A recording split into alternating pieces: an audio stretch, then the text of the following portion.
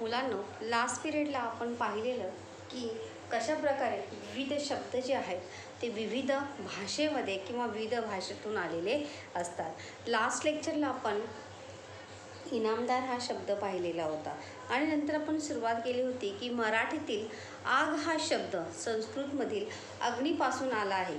हे आपल्याला व्युत्पत्ती कोशामुळे कळते. व्युत्पत्ती कोश यानी निर्मिती कोशामुळे हमें पता चलता है कि हाँ, आग हा शब्द जो आहे तो कशातून घेतलेला आहे, अग्नीपासून आलेला आहे. भाषेत बदल होण्यामागे बऱ्याचदा करण्याची म्हणजे सोपे करण्याची प्रवृत्ती असते. प्रवृत्ती म्हणजे सवय, आदत हमें होती है कि बोलते समय हमें कठिनाई ना हो, बोलताना आपल्याला त्रास न हो. या मागे मनुष्य जो है हमेशा ईजी जो है शब्द जो है हमेशा बोलने के लिए ढूंढता है. क्योंकि जर आपण बोललो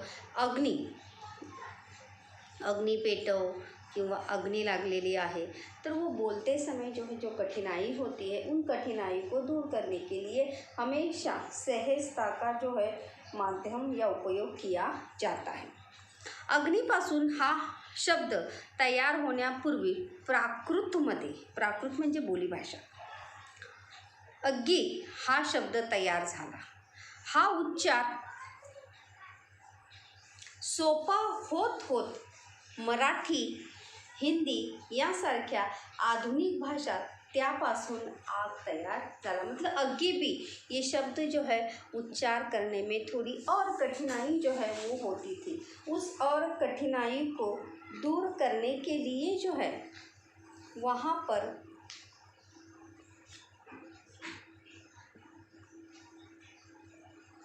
आग हा शब्द जो है बोलते बोलते परिवर्तन होते होते आग हा शब्द तयार झाला.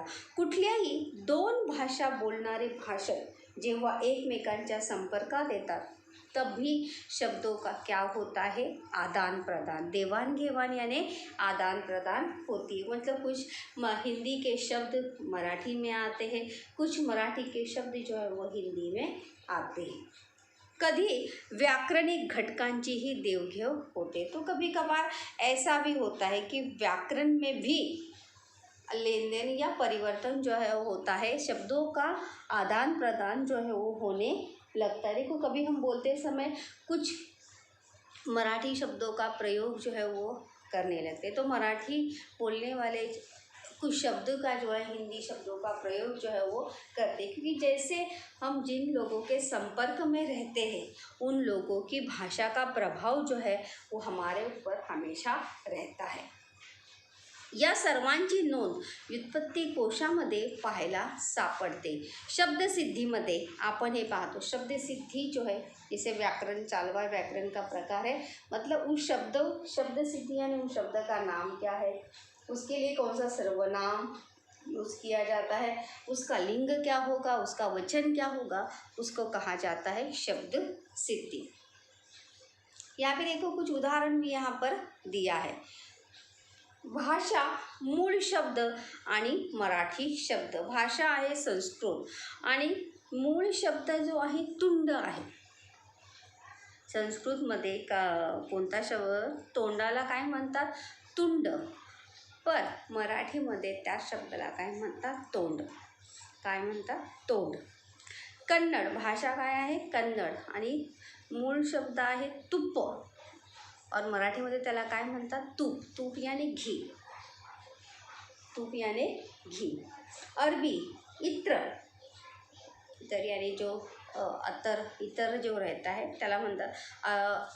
इतर शब्द जो आहे जो हम इतर लगाते हैं त्याला इतर हा शब्द जो आहे तो अरबी भाषेतून आपण घेतलेला आहे आणि त्याला मराठी भाषेमध्ये काय म्हणतात, अत्तर म्हणतात. इतर न म्हणता त्या शब्दाला काय म्हणतात, अत्तर म्हणतात.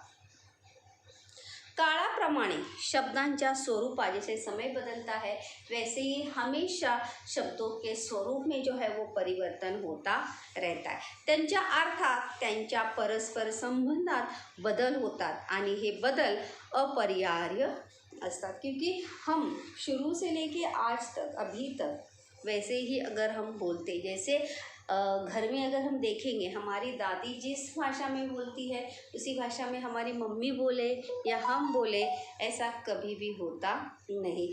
तीनों के जनरेशन में या बात करने के तरीके में हमेशा हमें परिवर्तन जो है बच्चों देखने को मिलता है, क्योंकि तीनों का भी बात करने का जो लहजा है वो क्या रहता है, अलग अलग रहता है। और अपर्याय असते, अपर्याय म्हणजे आवश्यक असते। तीनों को मतलब शब्द, जब तक अगर हम शब्दों में या हमारे बोलने के तरीके में परिवर्तन नहीं करते हैं, तब तक हम जो है दूसरों के साथ, मतलब हमारी भाषा जो है दूसरे के साथ मेल खा सकती नहीं। तो इसी प्रकार से यहाँ पर देखो दिया भी है, जैसे मैंने अभी आपको उदाहरण दिया वही उदाहरण टेक्स्ट बुक में भी दिया है।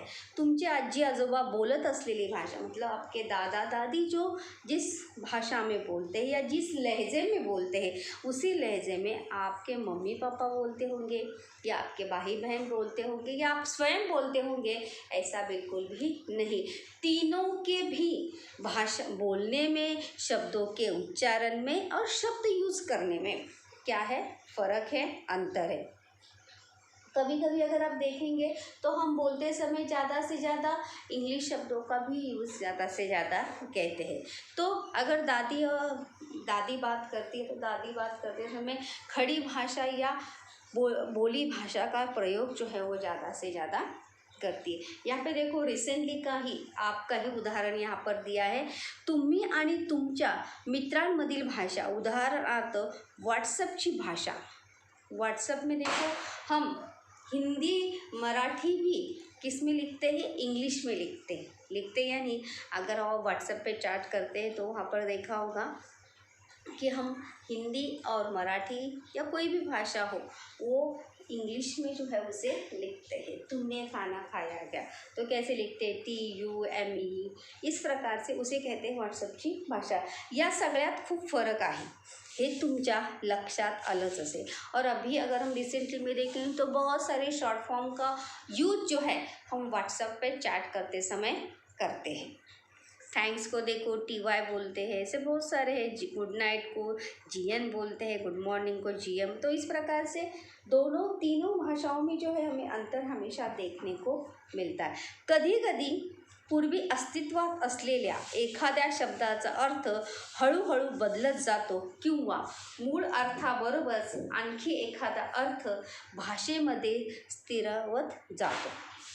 कभी कभी समय के अनुसार किसी शब्द का अर्थ, एखाद्या शब्दाचा हळूहळू अर्थ जो है वो बदला जातो और मूल अर्थ के साथ, मतलब उसके रियल मीनिंग के साथ, वास्तव मीनिंग के साथ कोई दूसरा अर्थ भी जो है उसके साथ लग जाता है या कोई दूसरा ही मीनिंग भी उसके साथ जुड़ जाता है। देखो यहाँ पर उदाहरण दिया, बहुत ही इंटरेस्टिंग ऐसा उदाहरण यहाँ पर दिया है और हम बोलते भी है। देखो शहाना या शब्दाचा अर्थ, शहाना यानी क्लेवर, शहाना या शब्दाचा अर्थ पूर्वी हुशार, बुद्धिमान, चालाक असा होता। मतलब शहाना इस शब्द का अर्थ जो है पहले क्या था, चालाक, बुद्धिमान, तेज, चतुर ये था। हा शब्द संज्ञान या शब्दावरून आला असावा असे व्युत्पत्ती कोशावरून कळते। संज्ञान यानी जिससे हर बात का ज्ञान है या जो हर बात से अवगत है, पढ़ा लिखा है। आता मूळ अर्थ व्यतिरिक्त शहानाचा अतिशहाना असा अर्थसुद्धा होता है। मतलब देखो कभी कभी हम अपने दोस्तों को भी बोलते हैं कि अपने आप को वो शाना समझ रहा है, बोलते या नहीं। तो उसी मतलब समय के अनुसार शब्द के प्रयोग में भी हमें परिवर्तन जो है वो देखने को मिलता है। तो उसी मतलब अति शाना मतलब अपने आप को बहुत ज़्यादा शाना समझने वाला, अपने आप को बहुत ज़्यादा स्मार्ट समझने वाला। दोस्तों को भी हम बात करते समय देखो इस शब्द का प्रयोग जो है वो ज़रूर करते हैं कि वो अपने आप को बहुत शाना समझ रहा है। मुंबई की टपोरी लैंग्वेज में तो देखो ज़रूर इस शब्द का प्रयोग करते हैं कि अपने आप को वो शाना समझ रहा है, चाहे वो हिंदी में बोले हो या और किसी भाषा में बोलते हो। अति शहाना असा शब्द अर्थसुद्धा रूढ होता है। रूढ होणे हा सुद्धा एक वाक्यप्रचार आहे. रूढ होणे यानी प्रचलित होणे, मतलब बोलने में उसका ज़्यादा से ज़्यादा जो है आजकल हम प्रयोग करने लगे हैं. काही काळाने याची नोंद व्युत्पत्ती कोशात दिसण्याची शक्यता है. और समय के अनुसार परिवर्तन होता रहता है, परिवर्तन संसार का नियम है. तो उसी के अनुसार क्या पता आगे जाके इस शब्द का भी व्युत्पत्ति कोश में क्या हो सकता है, एंट्री या हो सकता है, इसके बारे में भी हमें जानकारी हो सकती है. देखो हम देख रहे थे शब्द अनेक अर्थ है, समानार्थी शब्द जो देखा था. देखो वार, वाह, वात, पवन, मरुत, समीर, अनिल, इसका अर्थ जो है एक ही है, वार. चाहे तो हम यहाँ पर ले सकते शब्द अनेक अर्थ एक, यानी यहाँ पर आपको समानार्थी शब्द जो है वहाँ पर लेने हैं. जैसे प्रभाकर, रवि, सुधाकर, ये सभी शब्द जो है किसके, सूर्य के, जल का, पवन. त्यानंतर वेगवेगळ्या संदर्भात वापर. पवनचक्की, पवनचक्की देखो जो इसके चक्की बनाई जाती है हवा का वगैरह ये करने के लिए, तो ती आहे पवनचक्की. तो पवनचक्की यूज़ करते हैं, लेकिन उसी में जो दूसरा शब्द है वात चक्की, ऐसा कभी भी यूज करते नहीं. तो क्या बोलते हैं, वात चक्र. क्या बोलते हैं, वात चक्र. और वात जो है एक ये बीमारी भी होती है, संधिवात वगैरह के. देखो जो ठंड के मौसम में बहुत सारे लोगों को जिसमें तकलीफ होती है.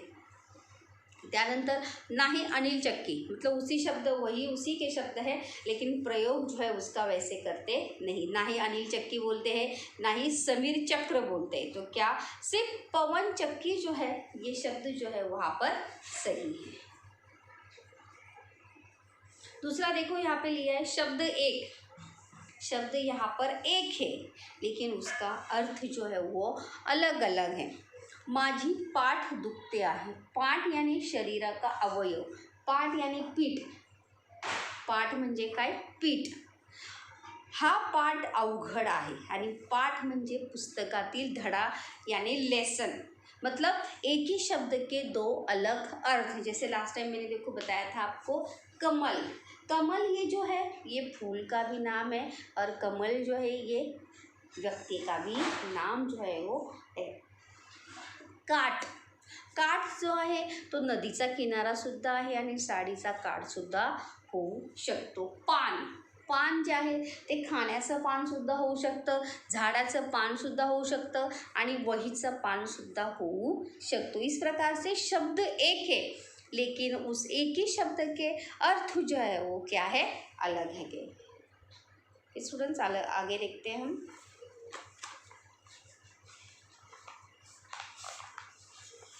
अगला जो है हम बहुत ही महत्वपूर्ण क्वेश्चन जो है स्टूडेंट्स यहाँ पर देखने वाले हैं. तो प्रश्न आहे व्युत्पत्ती कोश जो आहे तो कसा पाहावा. व्युत्पत्ती कोश जो आहे कसा पाहावा.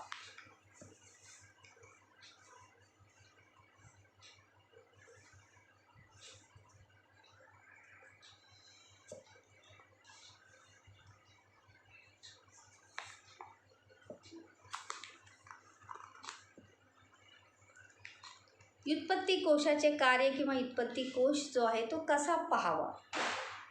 आपल्याला एखाद्या शब्दाबद्दल कुतूहल निर्माण होते. हमें किसी शब्द का अर्थ जानने के प्रति क्या निर्माण होती है, जिज्ञासा निर्माण होती है.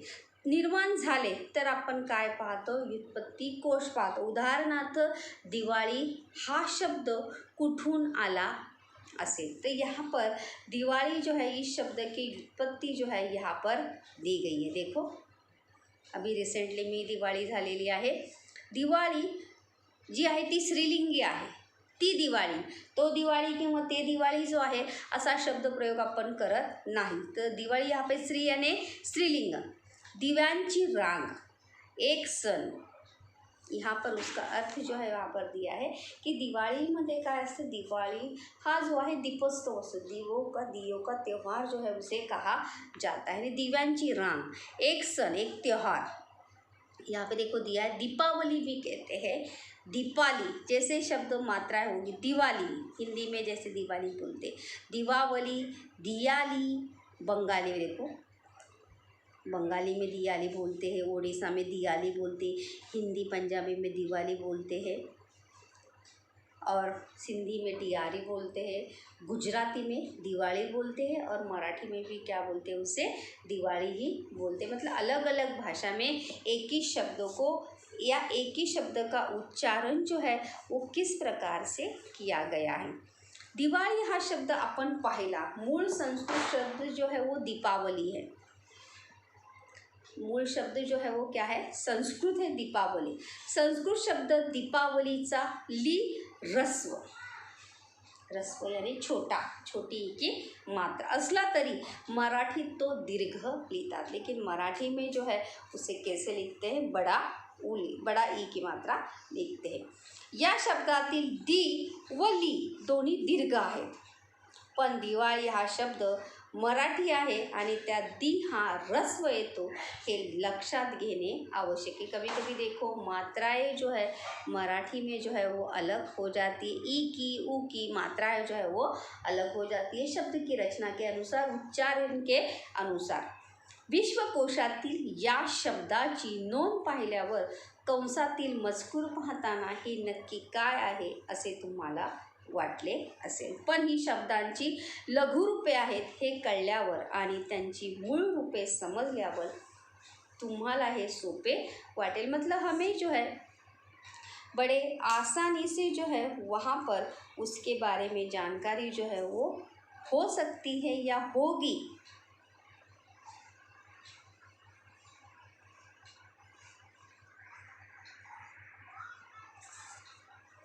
पण ही शब्दांची आपलाच शब्द थोडेसे रूप बदलून इतर भाषांच्या अंगणातही बागडतो हे कळल्यावर मजाही वाटेल। मतलब हिंदी में उसे दिवाली बोलते हैं और मराठी में उसे क्या बोलते हैं, दिवाली बोलते हैं। मतलब एक ही शब्द लेकिन अलग अलग भाषा में उसे अलग प्रयोग जो है वो किया जाता है।